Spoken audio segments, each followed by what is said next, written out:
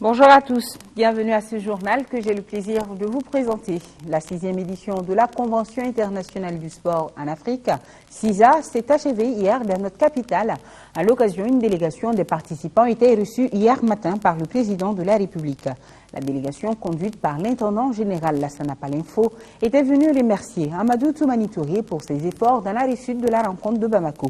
Le chef de l'État a saisi l'occasion pour attribuer des distinctions honorifiques à deux personnalités. Les récipiendaires, le président de l'Association des comités nationaux olympiques d'Afrique, Lassana Palenfo, et Rabah Sadan, ex-entraîneur de l'équipe nationale d'Algérie. Khalifa Namatraoré, compte rendu. Lassana Palenfo, président du comité olympique africain, membre honoraire du comité international olympique CIO. Au nom de la République du Mali, nous vous faisons officier de l'ordre national du Mali. L'intendant général Lansana Palenfo, officier de l'ordre national du Mali, le président Amadou Toumani Touré reconnaît au président de l'Association des comités nationaux olympiques d'Afrique ses engagements et ses services rendus au sport. Le chef de l'État a également élevé au rang de chevalier de l'ordre national du Mali celui qui est surnommé en Algérie le Cheikh ou le Sage. Rabah Sadan a participé aux 3 Coupes du monde de football disputées par les FENEC en 82 comme co-entraîneur, puis 86 et 2010 en tant qu'entraîneur principal. Le Mali a pris une décision. Pour ce qui concerne le CISA, nous avons décidé de récompenser un homme qui est un aîné, un camarade d'armes aussi, je peux permettre de dire, qui a consacré, je l'ai suivi, qui a consacré son temps, son énergie et surtout sa perspicacité, parce que c'est particulièrement efficace dans le cadre de l'organisation de soutien et dans le cadre de conduite du sport africain. Donc le Mali, par ma voix, a décidé d'élever au rang d'officier de l'ordre national du Mali, une de nos distinctions supérieures, le général Palenfo. Nous avons voulu également saluer un autre grand homme, parce qu'il y en a tellement, c'est Rabah. Nous avons décidé également pour lui également ce qu'il a été, tout ce qu'il a fait. Et il nous a fait rêver, il faut quand même le dire. Nous avons tenu à l'élever aussi à chevalier de l'ordre national du Mali. Nous sommes reconnaissants pour tout ce qu'il a fait pour le sport africain, pour le sport algérien et le sport dans le monde aussi. Ému par la grande marque de considération de la part du Mali, le général ivoirien Lansana Palenfo reste admiratif des multiples réalisations d'infrastructures sportives et l'apport des autorités maliennes à la réussite des événements et grands rendez-vous du sport. Cette haute distinction que vous me faites l'honneur de me mettre aujourd'hui, permettez-moi, Excellence, de ressentir comme une reconnaissance à un travail au service de l'olympisme, au sport et de l'intérêt général, bref, en reconnaissance de mon engagement associatif. Permettez-moi, au nom du mouvement olympique sportif africain, de vous féliciter de l'assistance que vous n'avez cessé d'apporter au sport malien tout le long de vos mandats respectifs à la tête de l'État malien. Sur votre leadership, le Mali, en résumé, est devenu une plaque tournante des rencontres sportives. Ces événements ont été accompagnés par une politique de construction d'infrastructures sportives de proximité. Un bilan, en somme toute, très élégant, qui fait la fierté non seulement de la jeunesse malienne, mais de la jeunesse africaine tout entière. Pour le président Amadou Toumani Touré, la tenue de la 6e Convention internationale du sport en Afrique à Bamako exprime tout le soutien des comités olympiques d'Afrique au Mali avec la crise au nord du pays. Le directeur exécutif adjoint du programme alimentaire mondial vient de séjourner à Gao. Ramiro Lopez da Silva a été accompagné d'une dizaine de représentants du système des Nations Unies et des responsables de certains partenaires du Mali, comme le Canada, le Danemark, la France et l'USAID. Sur place, la délégation a pu voir et analyser la situation de populations déplacées victimes des attaques perpétrées dans le nord du Mali. Notre correspondant Drissa Konaté nous en dit plus. Toute une journée a été mise à profit par Ramiro Lopez da Silva et sa délégation pour s'imprégner de la situation créée par les attaques. Les toutes premières informations ont été données par le général Mamadou Adama Diallo, gouverneur de la région, lors d'un entretien. Les attaques ont réellement provoqué de nombreux déplacés.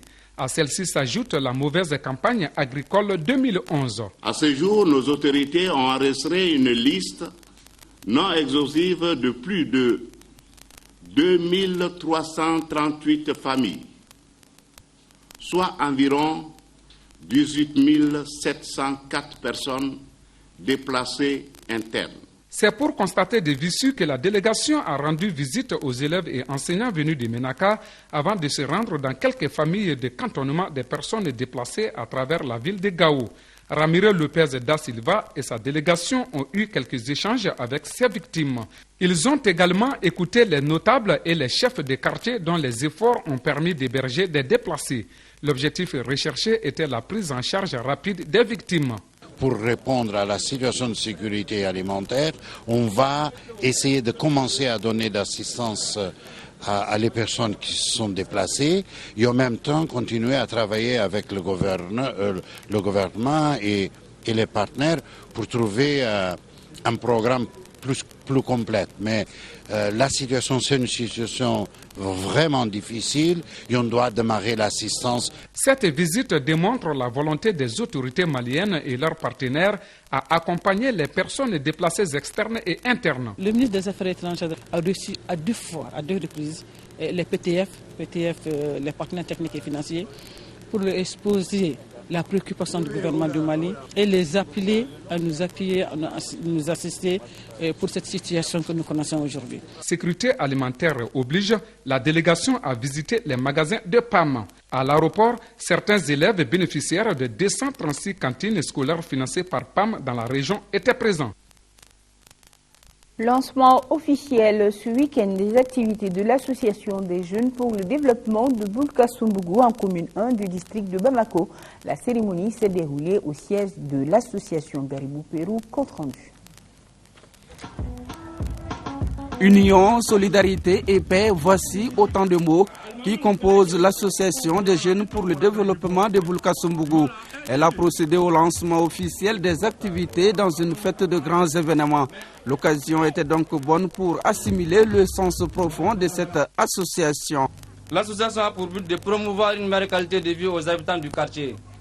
C'est dans ce contexte que nous avons comme logo la main dans la main insérée dans la carte de Boulkassoumbougou qui nous donne la devise suivante de l'association qui est l'union, la solidarité et la prospérité dans un fond vert et blanc qui signifie la verdure et la paix.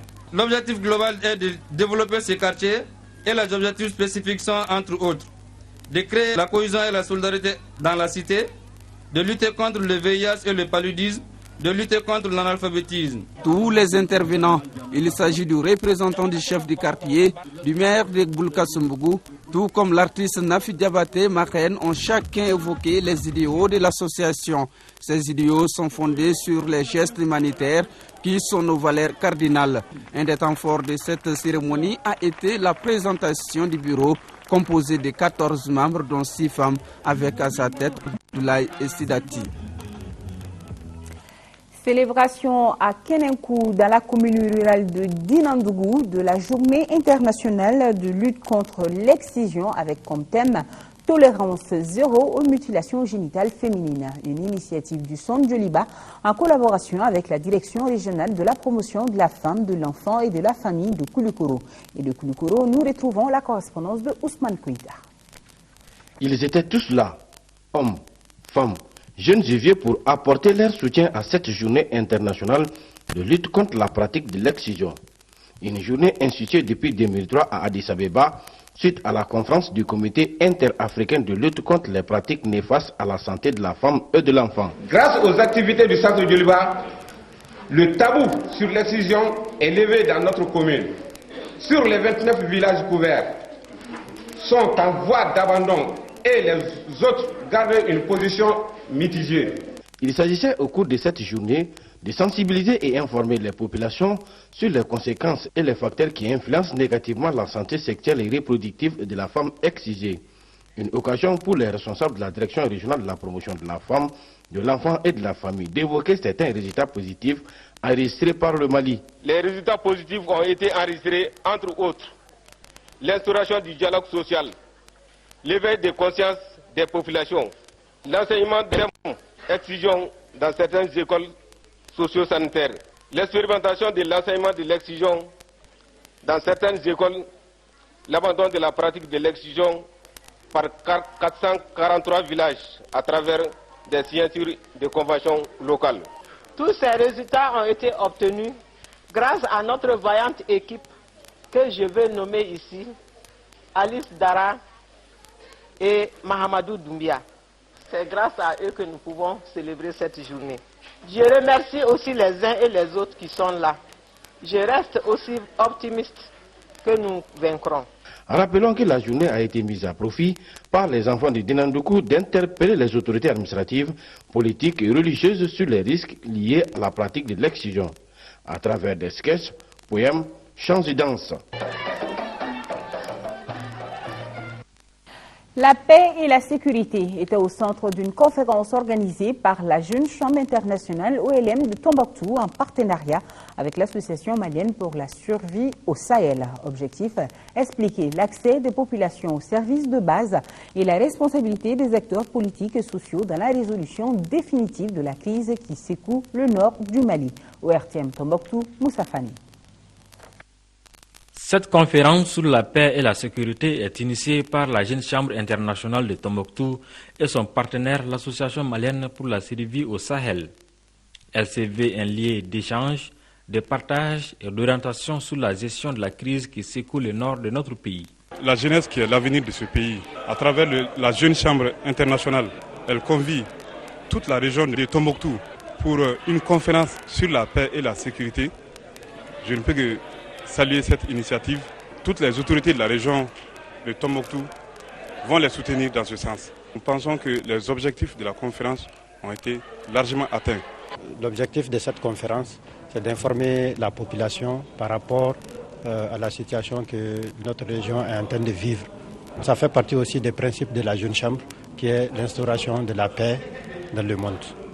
Au cours de cette rencontre, les participants ont évoqué plusieurs sujets qui sont entre autres l'instauration de la paix, les retours des personnes déplacées et le rôle de la jeunesse dans la résolution des crises. Le Mali, par sa diversité, est un grand pays où dans certaines circonstances, tous les sujets se discutent et se résolvent dans les rires. Si la paix est le garant du présent et de l'avenir, ce pari ne peut ou ne saurait être gagné sans la participation et l'implication active de vous, les jeunes.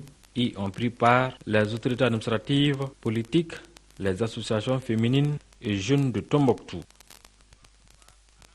Et un mot de sport, championnat national Ligue 1, 13e journée. Les Rouges de Bamako ont dominé l'AS Bakaridjan de Baraouli samedi au stade Modibo Keïta 3-1. La dernière rencontre a vu l'ASB et les 11 créateurs réaliser le nul 1-1. Le résumé des deux matchs avec Diarra Kounati. En quête de victoire depuis 3 journées, le Djoliba AC est obligé de faire le jeu contre l'AS Bakaridjan de Baraouli. Une formation qui remonte en puissance, surtout avec la venue de Moussa Keita Dougoutri aux commandes de l'équipe. Les Rouges de Bamako viendront à bout de l'AS Bakaridjan avec 3 réalisations. Les visiteurs sont les premiers à prendre les initiatives. Les Rouges de Remakono optent pour un jeu ouvert et engagé. À la 21e minute, Bouakar Bangoua conclut une combinaison offensive. 1-0. Les Djolibistes doublent la mise suite à l'irrégularité commise sur l'auteur de but, Bouakar Bangoua. Sans peine, Arafan Sidibé exécute la sentence à la 38e minute. 2-0. Les Djolibistes passent plusieurs fois à côté de l'aggravation du score avec des petits filets. Les joueurs de l'AS Bakaridjan se battent pour réduire le score à la 60e minute par Ibrahim Traoré. Le Djoliba AC tue le suspense grâce aux efforts de Issa Traoré, permettant à Bouakar Bangoua de signer son doublé. 3-1, c'est le score final. Après 13 journées, le Djoliba AC réalise l'un de ses plus gros scores. Ouais, là j'ai eu un but grâce à Dieu. Franchement, on voulait jouer sur l'offensive, quoi. Donc là, sortir par les côtés, faire des centres, et je pense que ça a payé aujourd'hui. On s'est retrouvé à 3 buts déjà, là c'est la première fois qu'on marque 3 buts. Quand le match a commencé, le Djoliba est si bien rentré dans le match plus que nous. Ils étaient, bon, peut-être les chômages étaient très bien plus que pour nous. Mais quand même, le premier but, je ne sais pas comment l'arbitre a jugé. Mais le deuxième but, ça a été le tournant du match, franchement, parce que la faute a été commise hors des 18 mètres. La seconde rencontre de cette 13e journée oppose l'ASB et les 11 créateurs de Nyarela. Une partie sanctionnée par le nul 1-1. Ce sont les créateurs qui ouvrent le score par Mohamed Bessissé à la 19e minute. 1-0, score à la mi-temps. L'ASB revient en force pour établir la parité à la 74e minute. But inscrit par Amara Mali. On était venu pour gagner. Maintenant, je pense qu'on a fait une très bonne première mi-temps. Et après, ils sont tombés dans la facilité. L'objectif, c'est le maintien, c'est de se battre quand même pour gagner des points. J'ai l'impression qu'il y a certains qui n'ont pas compris et nous sommes dans une situation difficile. Le défaut dans la victoire, je pense que le nul c'est bien prendre. C'est bien prendre, surtout qu'on a eu des occasions vraiment très, très nettes. Ces deux formations tardent toujours à refaire surface pour un éventuel maintien en Ligue 1. Notez également que le stade malien de Bamako a battu hier dimanche en début de soirée l'AS Real 3-0. Victoire également du Niana 2-1 devant le COB. Le résumé, c'est dans l'édition de ce soir avec Aljuma Tina. Ce journal est terminé. Merci de l'avoir suivi en notre compagnie. Ce soir, 20h, dès Sissoko. Je vous dis à demain, même heure, même plateau. Bon appétit et bonne suite de programmes sur votre télévision nationale. Merci.